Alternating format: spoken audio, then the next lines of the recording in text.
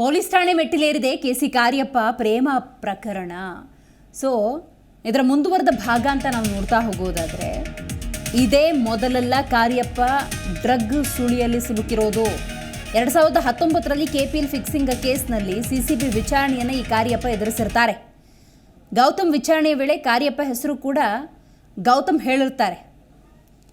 ಯಾವುದೇ ಕ್ಷಣದಲ್ಲಿ ಬೇಕಾದರೂ ನಾಡಾದಿಂದ ಡೋಪಿಂಗ್ ಟೆಸ್ಟ್ ಸಾಧ್ಯತೆ ಅಂತ ಕೂಡ ಹೇಳಲಾಗ್ತಾ ಇದೆ. ಸೊ ಕಾರ್ಯಪ್ಪ ಡ್ರಗ್ ಬ್ಯಾಕ್ಗ್ರೌಂಡ್ ಅಂತ ನೋಡ್ತಾ ಹೋಗೋದಾದರೆ, ಈಗ ಯಾವಾಗ ಪ್ರೇಮ ಪ್ರಕರಣ ಅಂತ ಮುನ್ನೆಲೆಗೆ ಬಂತು, ಆಗ ಡ್ರಗ್ನ ಒಂದಷ್ಟು ಸ್ಟೇಟ್ಮೆಂಟ್ಗಳು ಅಥವಾ ಹೇಳಿಕೆಗಳು ಮುನ್ನೆಲೆಗೆ ಬಂದರು. ಆ ಬ್ಯಾಕ್ಗ್ರೌಂಡನ್ನು ನಾವು ನೋಡ್ತಾ ಹೋಗೋದಾದರೆ ಇದೇ ಮೊದಲಲ್ಲ ಅನ್ನೋದು ಖಾತ್ರಿ ಆಗ್ತಾ ಇದೆ. 2019ರ KPL ಫಿಕ್ಸಿಂಗ್ ಕೇಸ್ನಲ್ಲಿ CCB ವಿಚಾರಣೆಯನ್ನು ಕಾರ್ಯಪ್ಪ ಎದುರಿಸಿರ್ತಾರೆ. ಗೌತಮ್ ವಿಚಾರಣೆ ನಡೆಸೋ ಸಂದರ್ಭದಲ್ಲಿ ಗೌತಮ್ ಕಾರ್ಯಪ್ಪ ಹೆಸರನ್ನು ಪ್ರಸ್ತಾಪ ಮಾಡಿರ್ತಾರೆ. ಸೊ ಹಾಗಾಗಿ ಈ ಡ್ರಗ್ ಬ್ಯಾಕ್ಗ್ರೌಂಡ್ ಅನ್ನೋದು ಕಾರ್ಯಪ್ಪ ಕೇಸ್ನಲ್ಲಿ ಬಹಳ ಮುಖ್ಯ ಆಗಿದೆ. ಮಾಹಿತಿ ನೀಡ್ತಾರೆ ನಮ್ಮ ಪ್ರತಿನಿಧಿ ವಿಶ್ವನಾಥ್. ಈಗ ಆರಂಭಿಕ ಹಂತದಲ್ಲಿ ಕಾರ್ಯಪ್ಪ ಕೇಸ್ಗೆ ಸಂಬಂಧಪಟ್ಟಂತೆ ಕೇವಲ ಪ್ರೇಮ ಪ್ರಕರಣ ಅಂತ ನೋಡ್ತಾ ಇದ್ದರೆ, ಈಗ ಡ್ರಗ್ ಅಂತೇಳಿ ತಿರುವನ್ನು ಪಡ್ಕೊಂಡಿದೆ. ಹಾಗಾಗಿ ಕಾರ್ಯಪ್ಪ ಡ್ರಗ್ ಬ್ಯಾಕ್ಗ್ರೌಂಡ್ ಅಂತ ನೋಡೋದಾದರೆ ಬೇಕಾದಷ್ಟು ಮಾಹಿತಿ ಇರ್ಬೋದು. ಸೊ ಆ ಬ್ಯಾಕ್ಗ್ರೌಂಡ್ ಇನ್ಫಾರ್ಮೇಷನ್ ಏನೆಲ್ಲ ಸಿಗ್ತಾ ಇದೆ ವಿಶ್ವ?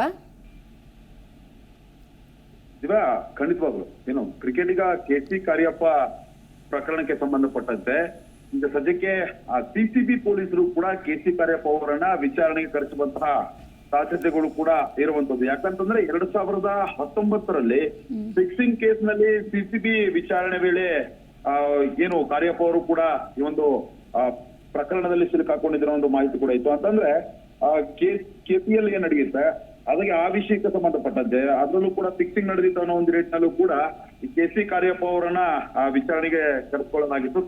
ಗೌತಮ್ ಅವರನ್ನ ವಿಚಾರಣೆಗೆ ಕರೆಸಿದಂತಹ ಸಂದರ್ಭದಲ್ಲಿ ಕಾರ್ಯಪ್ಪ ಅವರನ್ನ ಹೆಸರನ್ನು ಕೂಡ ಹೇಳಿದ್ರು. ಹೀಗಾಗಿ ಈ ಒಂದು ಪ್ರಕರಣದಲ್ಲಿ ಈಗಾಗಲೇ ವಿಡಿಯೋದಲ್ಲೇ ಸ್ಪಷ್ಟವಾಗಿ ಗಾಂಜಾ ಸೇವನೆ ಮಾಡ್ತಾ ಇರುವಂತದ್ದು ಆ ಒಂದು ವಿಷಯ ಕೂಡ ಚರ್ಚೆ ಆಗಿದೆ. ಹೀಗಾಗಿ ನಾಡಾ ಕೂಡ ಈ ಒಂದು ಕಾರ್ಯಪ್ಪ ಅವರನ್ನ ಟೆಸ್ಟಿಂಗ್ ಮಾಡಿಸುವಂತಹ ಕೆಲಸವನ್ನು ಕೂಡ ಮಾಡುತ್ತೆ ಅನ್ನೋ ಒಂದು ಮಾಹಿತಿ ಕೂಡ ಈಗ ಸಿಕ್ಕಿರುವಂತದ್ದು. ಹೀಗಾಗಿ ನಾಡಾ ಒಂದು ಡೋಪಿಂಗ್ ಟೆಸ್ಟ್ ಏನಾದ್ರೂ ಡ್ರಗ್ಸ್ ಸುಳಿಯಲ್ಲಿ ಸಿಲುಕಿ ಮಾತಾಡಿರುವಂತಹ ಕಾರ್ಯಪ್ಪ ಅವರನ್ನ ಕರೆಸಿ ವಿಚಾರಣೆ ನಡೆಸಿದ್ದಾರೆ. ಖಂಡಿತವಾಗ್ಲೂ ಈ ಕಾರ್ಯಪ್ಪ ಅವರನ್ನ CCB ಕೂಡ ಕರೆಸಿ ವಿಚಾರಣೆ ನಡೆಸುವಂತಹ ಕೆಲಸವನ್ನು ಕೂಡ ಮಾಡುತ್ತೆ. ಯಾಕಂತಂದ್ರೆ ಸ್ಥಳೀಯ ಪೊಲೀಸರು ಯಾವುದೇ ಒಂದು ಸಂದರ್ಭದಲ್ಲಿ ಡ್ರಗ್ ಪೆಡ್ಲಿಂಗ್ ಸಂಬಂಧಪಟ್ಟಂಗೆ ಡ್ರಗ್ ಕನ್ಸ್ಯೂಮರ್ ಯಾರಾದ್ರೂ ಇದ್ರೆ ಅವರನ್ನ ಕರೆಸಿ ವಿಚಾರಣೆ ನಡೆಸುವಂತಹ ಕೆಲಸವನ್ನ ಖಂಡಿತವಾಗ್ಲೂ ಮಾಡೇ ಮಾಡುತ್ತೆ. ಈಗ ಮತ್ತೊಮ್ಮೆ KC ಕಾರ್ಯಪ್ಪ ಏನಿದ್ದಾರೆ ಅವರನ್ನ ಈಗ CCB ಮತ್ತೊಮ್ಮೆ ವಿಚಾರಣೆಗೆ ಕರೆಸಿ ಯಾವ ಮಟ್ಟಕ್ಕೆ ಈ ಒಂದು ಡ್ರಗ್ ಕನ್ಸ್ಯೂಮ್ ಆಗಿತ್ತು ಮತ್ತು ಯಾರು ಈ ಒಂದು ಡ್ರಗ್ ಪೆಡ್ಲಿಂಗ್ ಡ್ರಗ್ ಅನ್ನ ನೀವು ಎಲ್ಲಿಂದ ತೆಗೆದುಕೊಂಡಿದ್ರಿ ಗಾಂಜಾವನ್ನ ಅನ್ನೋ ಒಂದು ನಿಟ್ಟಿನಲ್ಲೂ ಕೂಡ ತನಿಖೆಯನ್ನ ನಡೆಸುವಂತಹ ಸಾಧ್ಯತೆ ಕೂಡ ಇರುತ್ತೆ.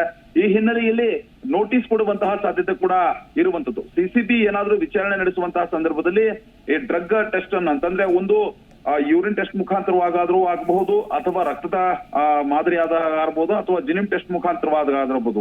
3 ಆಯಾಮಗಳಲ್ಲಿ ಡ್ರಗ್ ಟೆಸ್ಟ್ ಅನ್ನ ಮಾಡುವಂತಹ ಕೆಲಸವನ್ನು ಕೂಡ ನಡೆಸಬಹುದಾಗಿದೆ. ಈಗ ನಾಡಾ ಕಾರ್ಯಪ್ಪ ಮೇಲೆ ಕಣ್ಣಿಟ್ಟಿರುವಂತಹ ಸಾಧ್ಯತೆ ಕೂಡ ಇರುತ್ತೆ. ಇನ್ನು ಸ್ಥಳೀಯ ಪೊಲೀಸರು ಕೂಡ ಒಂದು ಪ್ರಕರಣವನ್ನ ಗಂಭೀರವಾಗಿ ತೆಗೆದುಕೊಂಡಿದ್ದಾರೆ. ಹೀಗಾಗಿ KC ಕಾರ್ಯಪ್ಪ ಕೇಸ್ನಲ್ಲಿ CCB ಅಧಿಕಾರಿಗಳು ಕೂಡ ಕಾರ್ಯಪ್ಪಗೆ ನೋಟಿಸ್ ಕೊಟ್ಟು ವಿಚಾರಣೆಗೆ ಕರೆಸುವಂತಹ ಸಾಧ್ಯತೆ ಕೂಡ ಇರುವಂತದ್ದು. ದಿವ್ಯ, ಮಾಹಿತಿಗಾಗಿ ಧನ್ಯವಾದ ವಿಶ್ವ.